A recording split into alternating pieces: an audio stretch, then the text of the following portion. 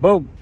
What's up, guys? Tried to play some basketball today at the Presidium, but it looks like there's a reservation on the tennis court, but it's all good. So today I want to actually share with you some of the top laws that foreigners definitely want to know before they come to the Philippines. So one of the top things you want to know is checks that bounce here when you're paying your landlord or anybody just in general. That's illegal. It's against the law to have a check bounce. So make sure that you have funds available in the check, in the banking account. That's the first major one. The second major one is if you're a man who's dating a Filipina and she has a child, make sure that you are never alone with the child. If the daughter or son of your Filipina girlfriend or wife is less than 18 years of age, it's illegal for you to be alone with their kid.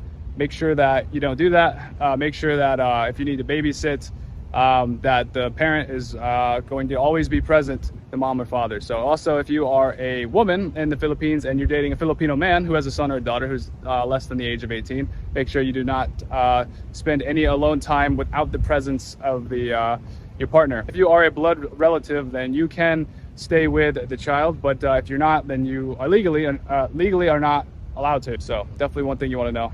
The next thing is libel, which is basically like slander and defamation and misinformation or skewing of the facts. If you basically slander somebody, you can be held legally accountable for doing so. So even if you're saying something that's true, that's factual about somebody, but it harms or tarnishes their reputation, you can have charges pressed against you and you can have some fines, etc. So be careful about libel. Be careful about what you say and who you say it to. Best rule of thumb is act your age, be mature, be well behaved, especially if you're a guest in this country, and that's important. So keep your thoughts to yourself if they're negative. If you're going to say something that's damaging to somebody's reputation, even if it's true, you can get into trouble for it. So just think it, but don't say it if it comes into your conscience. So the next one that's interesting is if you want to marry a person in the Philippines, then depending on their age, you're going to need to either get consent from their parents if they're at a certain age, and if they're above a certain age, they only need to consult with their parents and get advice. And so consent versus consultation. But yeah, that's actually a law here, and that's interesting, and it's good to know. Another interesting law to know and be aware of, it's kind of similar to the United States, but it's called like the anti-vexing law. It's kind of like if you are annoying a person or being rude to a person very consistently or harassing a person, that can definitely be legal criteria for being put to have to pay fines or do jail time and stuff. So make sure you're not being extra rude to anybody. And again, if you're a guest in a country, this is common sense. It feels annoying to even for me have to say this. It feels annoying for me to have to talk about not being annoying or harassing or being rude to other people, but I guess I'm just gonna say it because you should know it, right? But yeah, to me it's common sense. But yeah, just be nice to people. It's that simple. But yeah, I wanted to bring it up because it's important that you should know. It's just something you should know. To know if you're a foreigner watching this is it's very hard to get a divorce if you are married within the Philippines itself. If you want to separate and get legally divorced in the United States, it's still complicated, but a lot more simple than the Philippines. In the Philippines, you have to jump through a lot of hoops, and it takes way longer to actually get a real divorce if you get legally married in the Philippines, okay? So before you get legally married in the Philippines, make sure you're absolutely sure what you're doing. And I'm not against marriage, but I will caution with you that when you do get married in this country, it's extremely difficult to get unmarried in this country. It's possible, but extraordinarily 10 out of 10 on the difficulty scale. I know from research and from personal references of good friends of mine. And yeah, so just make sure that you're aware of that. Here's another very interesting law you want to be aware of is if your spouse catches you, your legally married husband or wife catches you cheating, they are legally allowed to take your life and the life of the other person they caught you with. And yeah, you can Google it. This is legit. So if you're caught cheating and you are legally married, legally bound to somebody, that other person who caught you cheating or in the act of intercourse can literally legally take your life and not go to jail or pay any fines. Because marriage is highly coveted and valued in this country, and it's a very conservative country, and they have those beliefs. And that's the way things roll in this country. Woo! Boom. Always good to get outside, get some fresh air, and switch your environment. A really good quote I heard by someone I really respect recently was, if you want to change a man's behavior, don't try to get him to change his behavior, just get him to change his environment. Because if you change a man's environment, this goes for women as well, you will automatically change their behavior in some way, shape, or form. If they're in a really bad environment, it's going to create very bad behavior. If they're in a very good environment, it's going to reinforce and recreate very good behavior. But this goes this gets more simple. Like if you're wanting to be more productive, or if if you don't feel good, like mentally, you don't feel good, like you're in a bad mood, you're having negative thoughts, and you wish you were feeling productive and had positive thoughts, change your environment to change your thoughts, to change how you feel, to change your level of productivity for that day. This is so impactful and useful. This is just great advice that I remind myself of constantly. And it's a great way to stretch your comfort zone. It's a great way to overcome something that's holding you back mentally or internally, emotionally, that's just on your mind, is occupying you. So always keep that little trick in your back pocket. You're not feeling too great, try to switch up your environment, try to get somewhere else, try to get just be somewhere else, literally. It's that simple. Book a grab ride somewhere, go to a Starbucks, or take a trip. If you're in the city too much, maybe go to an island or something if you're in the Philippines, or go in the suburbs if you're not on an island. Switch it up. Switch it up, baby. Switch it up. So I have some more really good advice for locals and for foreigners when it comes to your Wi-Fi or internet connection, and also for anyone who does any type of photography or camera equipment and stuff like that. This is advice that's so good. I wish someone told me this before I made some decisions. So I originally purchased and recommended a 5G Smart Bro because after I bought it, I had really good download speeds and upload speeds. However, you have to keep reloading it every month, and even though it is relatively inexpensive for foreigners and for locals to a large extent, it's not that expensive to get unlimited data at 5G. But here's what I realized.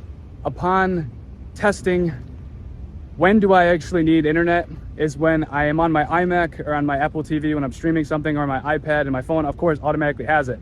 I didn't realize that I don't need internet to all my devices at the exact same time. I just don't. And the hotspot that my iPhone 13 Pro Max can produce when I connect it directly to my iMac or directly to my Apple TV or directly to my iPad, I can use my ExpressVPN virtual private network if I need to with my iPhone 13 hotspot, but I cannot use it if I'm using the Smart Bro 5G, which is annoying because I can't get access to HBO or Disney Plus or certain things on Amazon Prime that I want to watch, or any other reasons why you would want to use a VPN. So that's the first thing to know about the Smart Bro. And the Smart Bro is $300-ish, about 15,000 pesos, so it's not that cheap. It's kind of an investment in a way. And here's the next thing. When I am connected directly to my iPhone 13 Pro Max, the 5G SIM card in my iPhone is just so much better. I don't think it's the SIM card. I think it's just like the hardware in the phone is obviously way better than the Smart Bro. No offense, Smart Bro, but a $1,500 phone, like even or $1,000 or $800 phone is going to probably be a lot more effective. So the hotspots that my phone produced for me are much more stable and reliable. So to give you an example, when I was streaming Netflix from the Smart Bro 5G, it was skippy and it stopped a lot, and I had to constantly like reset the IP address, which was super annoying to get it to work with Netflix on my Apple TV. And it was spotty and inconsistent on my iMac. At the beginning, it was pretty good and I was pumped for it, but what I've noticed is with my iPhone 13 Pro Max hotspot, I never have any stability issues or connectivity issues, and I never have any buffering issues with 4K on Netflix. So what I'm trying to say is it's way better. If you just use your iPhone 13 hotspot, it's way better. It also removes a $30 per month, a $20 to $30 per month recurring expense off of your bills, and it also gets rid of a $300 one-time purchase to just use that. Your battery will drain faster, but if you're at home using it, it literally doesn't matter anyway. And if you're traveling and you need to share your link somewhere, just get a power bank if you need a portable extra battery for your iPhone 13. And if you have an iPhone 13 Pro Max, the battery is incredible anyway. You can like do stuff on it all day, and it's still like at 50% at the end of the day, unless you're like me and you're doing 4K 60 frame per second video on it constantly, but even then it still lasts. So without going on a tangent, that's the first major thing I wish someone had told me. The second major thing I wish somebody had told me, or I wish I had discovered, is I just dropped like $600 plus on a GoPro Hero 10 and the accessories, like a deep dive submerged case, like the little stick thing to hold it. There's nothing wrong per se with the GoPro, but it's nowhere near as good as the iPhone 13 Pro Max cameras. And I could have just spent $50 on getting a extremely jacked box to put on my phone for when I was doing under the water footage. The only reason I bought a GoPro for me was so I could do underwater footage in oceans and lakes. And although the iPhone 13 the iPhone 13 Pro Max is water resistant, it's not waterproof. I should have just bought a case to put the camera phone in, like a really jacked one for $50 on Amazon. That would have saved me $550. rather than spending all that extra money, because the camera setting, the thing about the GoPro is the battery life is like 25% as good. Probably, I'm just guessing, I don't know. But the battery life on an iPhone 13 Pro Max is way better than a GoPro. I can airdrop all of my 4K 60 frames per second shots. When I'm taking video, I can see exactly what I look like in the lighting and everything when I'm taking video on my phone. You can't do that on the GoPro. You just have to take your best guess, because it's like a 1-inch square versus your iPhone 13 is like 6 or 7 inches, like 6.7 inches. You can see the whole frame. So there's just like, yeah, I could have saved myself $1,000 and just used my iPhone for, instead of the Smart Bro, for the hotspots, which I've literally been doing for 2 months. And then as far as a GoPro, if you want under the water footage, just get a really jacked cell phone like me and just put a freaking $50 case around it. And then you can save yourself like $600. The only time, like, you can use GoPro for other things, like if you're going skydiving and you need to attach it to your helmet, or you're like on a motorbike and you want to attach it to like a handlebar or something. There's times where a GoPro makes sense when an iPhone doesn't. But if you're doing under the water shots, which is what I bought a GoPro for, you should just buy a $50 case and save yourself $500. Yeah, because the GoPro, you have to buy all these accessories. You gotta buy extra batteries, you gotta buy extra battery charger, you gotta buy a stick, you gotta buy a case. And then GoPros are notoriously faulty, because compared to Apple, Apple's world class. Apple barely makes mistakes with their expensive phones. It just doesn't happen. It's unheard of. GoPros, like, yeah, GoPros have all kinds of problems. When I first bought mine, I had like 3 problems. I thought it was broken. Then I fixed it. After I got the firmware update, it corrected itself, but it was just ridiculous. Like, it wouldn't charge. And I'm still gonna I might keep the GoPro and try to use it to get value out of it, or I might just try to resell it when I have an opportunity to resell it. It's like literally brand new. So if anyone wants a brand new Smart Bro, a 5G, and a brand new GoPro 10 that have barely been used, let me know.